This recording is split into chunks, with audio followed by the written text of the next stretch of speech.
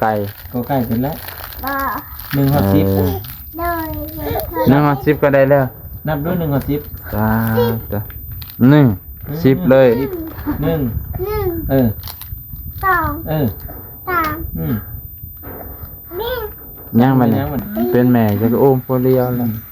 จะบ่เห็นแต่เอ้ยแดงน้องแดงน่ะแล้วให้อุ้มเบิดมือเบิดเว้นแล้วเว้นสิจม นั่งไม่ได้เลยลูกเราอะนั่งไม่ได้นอนไม่ได้ นี่แล้วอุ้มจนเราบ่ค่อยนอนจังซี่เลยบ่าวน้องเอ้ยรับค่านั่ง อืม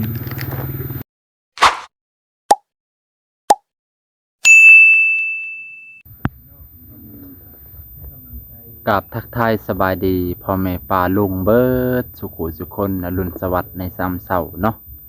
ยินดีต้อนรับเข้าสู่ช่องบ่าวนงเด้อพ่อแม่ลุงป้าบ่ว่าจะอยู่ในประเทศและต่างประเทศแล้วก็บ่ว่า FC ใหม่ FC เก่าไปพี่น้องบางคนก็ยังบ่เคยเห็นครอบครัวของน้องร้อยน้องบุญเพ็งไปพี่น้องซึ่งก็ FC เก่าเพิ่นก็น่าจะรู้ดี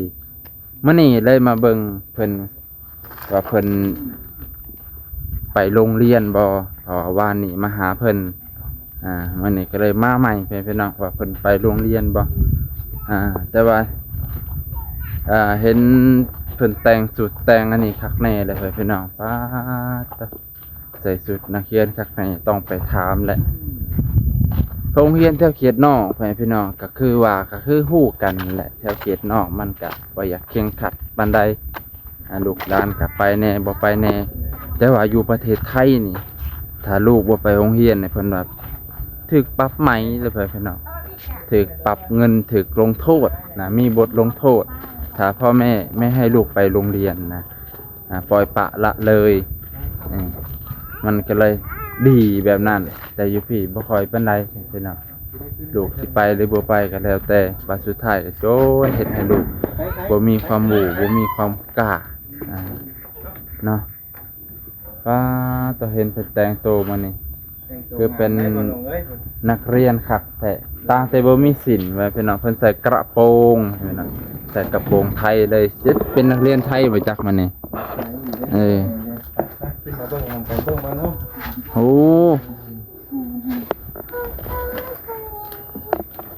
สองเงินโอ้ยคือสองเงินจัง อะไรไปซ่องเบิ่งคักแท้ต่อสบายดีบ่สุขุสุคนน้องลอยป๊าดโตมานี่ สวัสดี โดยสบายดีสบายดีป้าลุงนะคันดอกสวัสดีค่ะเสียงขนมเบิดทงเลยสวัสดีค่ะว่าสวัสดีค่ะ น้ำมือก่อนเดี๋ยวนะไอบอลหาไอบอลได้หนึ่งเลยสวัสดีค่ะ สวัสดีค่ะ สวัสดีค่ะ เอาให้เป็นกรรมเลยนี่ ขอบใจบ้านน้อง บ่เอาแต่แกงหัวแต่ว่ามือเอา โอ้ ให้น้องเลย บ่กินใช่ป่ะ คือว่าไปให้หมู่อยู่โรงเรียน ไปยายหมูที่เจ้ากินขนมน้ำตาลเนี่ยเนาะไปปั่นหมูกินนั่นเลย ไปให้หมู่อยู่โรงเรียนเอาไปให้หมูตัวนี้บอลลงให้ดิฮะเอาเพิ่นเพลงเพลงนี่นะนี่ขนมนี่แน่ เอาไปให้หมูเด้อใส่ทงโอ้จบแทนที่สิไปให้หมู่ก็โอ้บุญเพลงกึบมีน้ำใจแท้ตอนที่บุญเพลงบ่มีกับหมูยังให้กินเนาะแม่นบุญเพลงมีกับปันให้หมูบัดนี้เนาะนั่นบุญมียังว่าสวัสดีด้วยเห็นป่ะเพิ่นมีหมนต์ได้กระโตบ่มีปันเลยสวัสดีก็จะได้บุญมีใครในละบ่ 2 ยังเจ็บคอเรากินข้าวยังไงแต่ละมื้อนี่กินธรรมะข้าวเตือนละน้อยกินข้าวหย่ำเจ้าหย่ำบ่เคย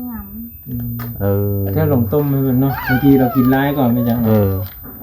ลงต้มให้เราเจ้าคือบ่ต้มให้เรากินนะจ๊ะขี้คร้านสวัสดีขี้คร้าน200คนดุนะว่ะลงต้มให้เพิ่นเนาะวันนี้นะยอมแล้วคันว่าขี้คร้านข่อยก็บ่จบมื้อหั่นแหละจะเรียนจบแล้วเขาปกติเด็กน้อยบ่กินนี่เขาสิต้มข้าว เบิ่งไอ้แป้งแล้วก็ใส่ไข่ ใส่ไข่หน่อยหนึงใส่ไข่แล้วก็ใส่ผักเทียมหัวหอมซอยผักใส่น้อย เนาะเด็กน้อยมันก็สิมากินแบบเฮามากเลยเนาะ ๆแล้วก็ปรุงคักๆโอ้ย บ่ให้มันเค็มเกินไปนะเด็กน้อยเนาะ พี่เอ้ยกูเรียนนายได้นายเจ็บนายได้ เออ ง่ายเรียกนี่จะเป็นโตทางเลย เออ ตะกะตะ มันเพ่ง ที่มันเกี่ยวแบบไหน อืม ตะกะตะตี เรื่องบ่แปลงให้ได้บ่นี่มันฮักเด้ น่านได้เลยเด้บีบค่อย เนาะ มีจะไปโรงเรียนว่ามีรถไป ๆบ่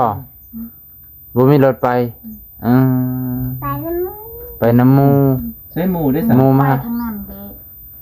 หมูไปก่อน โอ้ เลย หมูไปทางพุ่นทางนี้ก็บ่ได้ไปเลย อืม บึ้ง เออ ก้อนอันนี้มันน่ะนั่นแหละ มันยังเศร้าบ่ เอ้ย โอ้ มัน9 โมงเลยนี่ 9 โมงแล้วได้โรงเรียนได้เขาช่วย ว่ามันเด้งโรงเรียนบ้านเลยโรงเรียนบ้านบ่เจ็บบ่ อืม ตอนนั้นคอยเรียนแล้ว เรียนแล้วเขียนดิให้บ้านนงเบิ่งเลยที่ใช้ตุ่มค่ะให้บ้านนงเบิ่งดู เรียนแล้ว เจ้าเขียนเฮาใช้เนี่ยแหละ เรียนแล้ว ได้ระบอกกอไก่ ก็ใกล้เสร็จแล้ว บ่ 1 ฮอด เออ โดย นั่งมา10ก็ได้แล้ว 10นับด้วย1 ฮอด 10 จ้าจ้ะ10เลย 1 หนึ่ง เออ สอง เออ สาม นี่ ยังมัน ยังมันนี่เฮ็ด 4 สี่ เออยังอีกบ่เนี่ย สอง นี่ ห้าหนึ่ง เออ5 นิ้วถึกอันนี้เด้จักนิ้ว สองนิ้ว 5แล้วก็ยัง 5ละมาเพิ่มอีกอันหนึง 5แล้วก็ เพิ่มอีกอันหนึง หก 7 นิ้ว เจ็ดนิ้ว 8 นิ้ว แปดนิ้ว 9 นิ้ว เก้านิ้ว 10บาดนี้ สิบ ยกขึ้นดู เบิดทั้งหานี่10 ยกมือขึ้น2ครั้งด้วยสิ10 นิ้วจือเด้อ10 นิ้ว ว่าเราเก่งอยู่เด้อคันมีผู้สอนผู้มือ กันไปโรงเรียนแล้วก็แบบคือครูเพิ่นสอนเนาะ แม่น ก็น่าจะเข้าใจคนเลยน้องเพิ่นตั้งใจเด้นี่แต่ว่ามื้อนี้หันบ่มีรถเพิ่นว่ามื้อไฟฟ้าแล้ว บ้ายัง ยัง บ้าก้อน โอ้ จะไหนก่อนบอกค่อยๆตี้หยาดได้นี่เดี๋ยวคืออยากหายนี่ ไก่ สิได้พบมือแล้วสักคันว่านั่นก็หายบ่เนี่ยหายบ่มาถ่ายคลิปนี่ สอง คุณเร่ง สามสี่ห้า แม่นหายไหมจ๊ะอันนี้หายอยู่ในใจไหมจ๊ะเอาขนมให้กับบ่กินนี่เอ้ย อืม ทางปาน้อง ไอ้เกิ้งไปใช่จ้ะไอ้เกิ้งเจ้านั่นแหละ โคจอน อ่า ไปไปคืน เฮ้ย ไปที่คืน ห่วยคือว่าแต่สั้น แม่นบ่ บ้าไปไปไปคืนเลยไปนอนไปนอน ใช่หรือเปล่า ไปนอนนั่นไป น้ำปลาน้ำดุง โดย น้ำอ้าย โดย เป็นหยังครับผมเคยได้นอน ใช่สโลว์ไม่เท่า โอ้ไม่เท่าบ่สบาย โดย เออ แล้วบ่ได้ไปเยี่ยมแม่เท่าบ่ ไป ไปเยี่ยมแล้วใครแน่แล้วบ่พดและสลม ปวดออกเลย อืม ผมกระเลงไหม อืมจะได้ว่าบุญมีนี่ใครแน่แล้วซะเนาะ มีเจอเรื่องไหนไปได้มีเจอเรื่องเด็ก กินยาแล้ว ดูความ เป็น ตั น่าก จะซื่นๆขึ้นมาอีกเนาะ ตอนนอนพุ่นมันคือเหตุ ตอนอากาศเย็นๆบ่ มันอุ่น มันเป็นเรื่องมันมุดมัดมันนอนบ่ได้ ๆมันมาเมื่อคืนเลยค่ะโอ้พอเป็นหนึ่ง เออ รวมจะในใจ เออ เป็นแม่จะก็อุ้มผู้เดียวแล้วจะบ่เห็นแต่เอ้ยแดงน้องแดงน่ะแล้วให้อุ้มเบิดมือเบิดเบ้นแล้วบ่เห็นสิจม นั่งไม่ได้เลยลูกเราอะนั่งไม่ได้นอนไม่ได้ นี่แล้วอุ้มจนเราว่าใครนอนจังซี่เลยบ่าวน้องเอ้ยรับค่านั่ง อืม เราให้ 11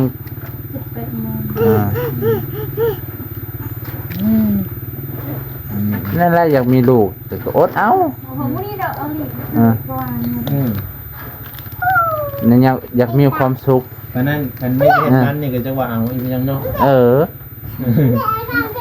สงสัยอันเวลาผูกแขนเพิ่นเลยยังเขาก็ถอนเด้ อ่า อยู่เต็มบ้านร้านเต็มเมือนเด้ อ่า เลยผลิตออกมาเลย นี่แหละมันก็ต้องแลกกันได้ผัวก็ต้องมีลูก ได้กระทุนอายุไม่ได้ กระตุ้นดีให้เพื่อนมีงูบ่ เดี๋ยวนี้แล้วบ้านเพิ่นสะอาดสะอาดสะอ้าง จบงามเนาะเบื้องทางพื้น ปัดกวดคักแน่ ใครขวด เจ้ากวดบ่จบ บุญเพ่งข่อยว่าสิไปคันข่อยมีเงินข่อยสิไปแจกขนมโยงเฮียนเจ้าอ้าวบ่ให้ไปบ่ข่อยไปหาครูเลยได้วานนี่ครูอ่ะมาโลด ขาดที่ ครูอ่ะมีนักเรียนอยู่13คนเพิ่นว่า13คนก็คือสิมีหลายปานเลยเนาะ13คน ขึ้นกับ13หัววิกกับ13ก้า นั่นหันไล่อีลี่ตอนนั้นไล่อีลี่ตอนนั้นหัน แต่ตอนนี้เด้น้อย นะ เขาออกบ่ เขาออกหมดแล้ว เขาคือออก เจ้าพัดข่าวหมู่เพิ่นออกเนาะ แปลว่าเขาชาวเฮียนแล้วคนนี้กำลังตั้งใจเฮียนอยู่ดีแล้ว บ่ตั้งใจคือบุญเพ่งข่อยเลยบุญเพ่งข่อยนี่ตั้งใจเลยนุ่งเสื้อนุ่งเสื้อนุ่งสิ้นตั้งแต่เช้าพุ่นข้าวยังทันกินได้นี่ตามเบิ่ง กินแล้ว กินกับหยัง ยินแล้ว ยังหญิงกับเกี้ยเดี๋ยวก็ได้ ลาบบ้านนี้ ลาบซีนโอ้ได้กินลาบซีนพุ่นน่ะว่าให้กินนำในบ่เนาะตัว เป็นไง เป็นไรมันเฉาะบ่ ให้แม่ตุ้ย เขาจะถึงค่ะ ลองน้องกินได้หั่น ผู้เจ็บคออยู่ฮะ มันเข้าคอแล้วห่วยนับ10นี่ก็บ่ทันเด้มันสมเด้นี่ มันสมมันแซ่บคันหวานๆหลายมันสิเป็นหวัดเขาก็แล้วรสสมมาให้กินเจ้าบ่ได้เป็นหวัด เพื่อน เฮ็ดแล้วบัดนี้ไปโรงเรียนนี่สิพาหมู่บ่หรือว่าสิไปแบบใดล่ะ ถามมูฮะ บ่ดีๆที่บ่ดีปานคนผักนี่ว่า มาทำซ้ เดี๋ยวหน้าน่ะให้แม่ไปส่งเด้อ พามาให้ไก่ พ่อบ่ให้ไปอีกเลยคือจะได้คือเป็นอันนั้นพ่อฮะพ่อบ่ยังให้เขียนบ่คอยยักเทียน พ่อเด้ ให้เทียน แม่เด้ ให้เทียนคอยยักเทียน ว่าดูก็เป็นจะซั่นเฮ็ดแล้วจะสิมีความรู้นำบ่น้องเนาะตายคักบัดนี้ถึงกี่โตบ่ พ่อแม่ FC เพิ่นดีใจเด้อเจ้าไปเรียนเพิ่นน่ะดีแล้วบุญเพ็งไปเรียนใหญ่ขึ้นมาสิได้บอกสอนน้องและสิได้สอนพ่อแม่สิได้เก่งกว่าพ่อแม่สิได้พึ่งพาอาศัยเพิ่นดีใจได้เจ้าไปเรียนน่ะ ไปกับบุญเพ็งแล้วสิได้เบิ่งน้องเนาะ แม่นแล้ว พ่อกับแม่เริ่มเฒ่าแล้วบัดนี้ พ่อแม่เจ้าก็สิเริ่มเฒ่าลง ตอนนั้นย่างเอา โอ้ย ป้า เก่งเลยกับอีตาเลยกับอีนุ่นเลยคอย ย่างไปโรงเรียนพุ บ้าย่างเมื่ย่างเมื่อบ่ได้ย่างไผเลย บ้า เก่งแท้ ย่างลัดปลาเลยย่างตามทางใหญ่ บ้าย่างเราเป็นบ้า ย่างลัดปลาไปเที่ยงหน้าอันน้อยพุพอน้อยพุ บ้า บ่อีก พอยัง พอยังเอา พอลำเพียง พอลำเพลงว่า เด้อ เออ เพลง จะพอลำเพลงพอเท่าลำเพลงเนาะจะเกินพอเท่าเลย โอ้ยางหลัดพุ่นเลย3คนยางดงเลย โอ้ย โอ้ย อย่าเห็นได้เนาะ ทั้งยางทั้งแลนนำบ่ โดย เออ นัวไก่ดังกระตุกปืดนัวไก่แต่ยาเอ็ดแต่ยาอย่าตะลุกแล้ว โอ้หมู่แลนปะเลย ำขนมที่เอาขนมไม่หมดโรงเรียนเด็กวันเอา ไม่ให้เอาว่าไม่เรียน จำเลยของ เต็มเลยอ่ะ เต็มท่า เขียนอะไรเขียนร้อนตาเลยอะไรจะเต่าเนี่ย จะยาวเนี่ยอะไรจะยาวเนี่ยเบื่อเพจตาเกินจะมีจักตอนไม่เยี่ยมไม่เจ้าจะมีจักเ thể để dạy em còn cái để đồng mày đã để mẹ đi chọn cái đó để อืม hoặc là để cha đi chọn trên đồng mày luôn trên cọt cha mà nạ ơi cha bà đồng เจ้าบ่ย่านเลย đó ย่างผู้เดียวเว้าเราลุ่มให้เพิ่นฟังแหน่เพิ่นบ่เข้าใจ ย่างกันมูตอน ย่างกับหมู่ เออไก่นู่นเลยไก่ตาเลยคอย เว้าจังซั่นพ่อแม่ป้าลุงเพิ่นเข้าใจอยู่อันนี้ได้ใส่อยู่ผู้เดียว จักว้าวไปเลย แม่หน้าคอยให้ ผู้นี้ เออ คือให้ ให้ไม่เห็นคอย บ่เห็นเจ้าเราบ่มีหมู่เล่นเนาะนี่จะไปโรงเรียนแล้วจะเอาขนมนี่ให้หมู่เด้อเอาเฮ้ยขนมหมู่ก็ดีใจหมู่ก็แพงเจ้ามีหยังหมู่ก็ให้กินน้ำเถอะนะแต่ได้เจ้าบ่อยากก็จะให้หมู่ ปันให้มูหลายตอนอยู่เด้ ก่อนละคนโอ้ยหมู่บ้านเฮาเพิ่นสิได้กินซำนี้ได้หมู่แฮงบ่มีเงิน นี่แล้วไม่อยากซื้อแม่เขามาให้ซื้อ การแล้วจะว่าเจ้าก็เอาอันนี้ให้หมู่กิน ก็ปันให้มู ปันให้หมู่ก็ มุนี่แห้งปัดกินน้ำ กินหยัง ขนมบ่ ขนมบ่ กินซอส กินซอซอเขียนนะ แซ่บบ่คมบ่ อย่ากินได้เบื่อเด้คันจะไปโรงเรียนนี่จะสิว่าเราลุ่มคักเลยบุญเพ็งครูเพิ่นสอนเป็นภาษาเราลุ่มบ่หรือภาษาเราเทิง ซาเรา เราลุ่มฮะ เพิ่นว่าแบบบ้านหนองว่าวนี่บ่ เพิ่นว่าคือข่อยเว้าบ่หรือเพิ่นว่าแบบเว้าบลูเพิ่นปลายบลูบ่หรือเพิ่นปลายเลี้ยว เย้ โอเค โอเคนี่โอเคลองเฮ็ดดู โอเคจ้า อยากบ่าไม่อยากเห็ด อืม ขายเต้นเห็ดแบบนี้ เห็นไหมได้เลิฟยูเปล่า นี่ โอ้ปินมาทางนี้เด้อเฮ็ดจังซี่ ทำแบบนี้บ่แบบนี้ ไปเลย แบบนี้ดิ ว่า แบบนี้ เออ เดี๋ยว เฮ็ดจังซี่เป็นบ่เฮ็ดจังซี่ เป็น นี่ เฮ็ดให้ดูไอ้เหี้ย เห็ด มันยังนี่แม่นฮักมีแนวฮักวันนี้น้องติ่งนะ บนมีเพิ่นได้อืม ไม่ใช่อ่ะมันจะรู้ เพิ่นก็มากอยู่น้ำเอ้ยพุ่นน่ะแพงเอ้ยอยู่บ่บุญมีนี่เอ้ยก็สิแพงน้องอยู่บ่หั่น ผมก็คือบ่ขึ้นจักเทื่อ มีได้ตัดให้เพิ่นเนาะ อืม ปกติเขาตัดผมได้ซั่นว่าเดี๋ยวจะตัดให้แล้ว บอก เขาตัดซอยอ่อนให้ผมเด็กน้อย ตัดก็ตัดให้งามๆเลยเด้ออย่าไปตัดสั้นเลย ว่ามีกันอันนั้น กันไกลบ่ มุนี่เห็ดหนังปลาเขา เขาตัดนี่ได้คนเขาก็ตัดอ่อนเลยไม่ได้มันเป็นหนัง ถูกแล้วกูตาดิ ผมใหม่มันสิงามขึ้นกว่าเก่ามื้อหน้าค่อยไปโรงเรียนเจ้าอีหลีได้บนเพลง สิไปแจกขนมเนาะ แจกขนมบ่ได้แจกตุ้มอันตุ้มนี่สิหมดหลายอยู่หรอกครับ ก้ม หลายอยู่เนาะแป๊บนึงก็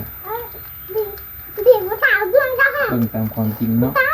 เบิ่งก่อน มีหยัง เดี๋ยวผู้หลักผู้ใหญ่ใจดีให้ไปแจกว่าบ่แน่ได้บนเพลงบนเพลงว่าซั่นล่ะก่อนนะจ่วยอยู่เฮ้ยเพื่อไม่เปะเพละลือบุญมี มันมีแค่นี้มีตีมีเห็นมีเนี่ย ให้มันทำใจ เป็นเนี่ย ใครในระบอไห้ระบอนี่แต่ยามกลางคืนยามจะนอนจะบ่เอาผ้ามาปกคอเราไว้บ่ผ้าน้อยๆบ่ให้มันเย็นแห้ง คือกันว่ากันคือ ใส่เสื้อคันยาวให้อุ่นๆโอ้ยอย่าให้ข่อยมีลูกเถอะข่อยบ่อยากซ้อนถึงเจ้าดอก อันนี้ขนาดยังไม่ทันมีลูกเนี่ย แต่ข่อยบ่มีลูกข่อยยังฮู้จักคันข่อยมีลูกนี่มัด คันเมียข่อยเบิ่งลูกบ่ดีนี่ยันได้กินแสอยู่อือ อันนี้หักลูกไม่ได้เนาะรักษาสุขภาพเขาแน่อย่างเจ็บไข้ถึงหน้าดิ คุณเพ่งเด้อข่อยสิไปหาเจ้าอยู่โรงเรียนเด้อ โอเค เจ้ารู้จักเท่ากิมบ่นั่นแหละเท่ากิมแล้วบ่ได้ย่านได้แล้วให้อยากให้ไปหาแล้วว่ะเจ้าคือบ่ไปโรงเรียนข่อยเราเรียนปอใดปอหนึ่งบ่เราเรียนห้องเดียวกันกับเจ้าบ่เท่ากิมคนละห้อง ลงอาจารย์พี่ป้า อืม ดมเนี่ยมูไปเจอไปไก่ไอ้มาในเต่าเลี้ยว ลงยัง ไปเรียวเลย โดนก็ เราไปเลี้ยวเลยบ่ ตอนตีเรียอะไร เอาคนมากินช็อกโกแลตนะ นั่นแต่ก่อนเราตาแอม เอาคนโดนปอกเครื่องจึงหาคนมาคือไปทางไหน 30,000เลยบ่บ่ได้แล้ว30,000เลย บ่ได้ไป โอ้คันอาทิตย์หนึ่งก็ไปแต่วันศุกร์ นี่บอกไปคู่มือเด้อมีเพลงเด้อ ย้อนบ่มีรถบ่เลยจังได๋แน่ ขาดคนเนี่ยนะมันเกิดนานเลย เนาะขาดเคยๆนี่บ่เป็นเลยเนาะ มันเป็นเนาะ พังแม่เว้าเด้อแม่เคยเรียนมา ต้องไปคู่มือเป็นบ่ต้องไปคู่มือเนาะ เตะดัก ไปคนนึง ขี่รถถีบไปก็บ่ได้ติเนาะผู้เดียวไกลจังได๋เขาลัด อะไรผสมหรือว่าไป ไปเด้อนังเด้อก็ไปโรงเรียนคู่มือแต่ได้มีของให้เด้อพอดยามขึ้นห้องก็ขึ้นห้องน้ำมูก แล้วบ้านนี้ ขอกินไม้มัน เนาะ จะกินในมัน เปลือกมันบ่แซ่บบ่มันสมบ่มันเหยาะบ่จะบ่มักมันสมนะเออ หมดเด้อหมดที่ขึ้นมาได้ฮะเป็นเพลง อย่าทิ่มทุ่งเจ้าทีบได้สิเจ้า จะเอาจ้างเที่ยวให้เป็นตาเลยจะฝากกินเถอะ เปียกแน่ จ้างเที่ยวเพื่อนนี่ส่ง ไปพี่น้องก็สิจบภายซ้ำนี้ก่อนน้องลอยมานี่มาเบิ่งบุญเพ่งว่าสิไปโรงเรียนบ่แต่ว่าสุดท้ายก็บ่ได้ไป จักสิเป็นย้อนรถหรือสิเป็นย้อนพอหรือสิเป็นย้อนหยังก็บ่ฮู้เมื่อวานนี่เป็นนั่นฝนตกมื้อนี้เป็นนั่นบ่มีรถมื้ออื่นเด้ มีรถพอดีพยาน จักรยานไปส่งแหละ จะย่างไปส่งกันได้ มันใกล้ จักรยาน เพื่อลูกเด้ นั่น ไปกับข้า โอ้ยเพิ่มที่กวยจายามาใกล้ใกล้มันเมื่อยามายังลัดป่าเด้เนาะบนเพลงเนาะเนาะยังลัดป่าเนาะตอนไหนคอยไปกับหนูเรื่องให้มันบนใหญ่เห็นหนังเห็นจอมไล่เลย มีกวยเขา คันแม่เจ้าแลนแลนบ่ได้ได้แม่เจ้าแลนบ่ได้เมื่อยเป็นลมสิเป็นจังได๋ ดูดิน้ำไฟ ไม่ได้เป็นลม เด็กน้อยแม่เจ้านี่แหละอุ้มอันนี้นำเราสิเป็นลม อุ้มน้องอีกสิแล่นสิได้หรือมัน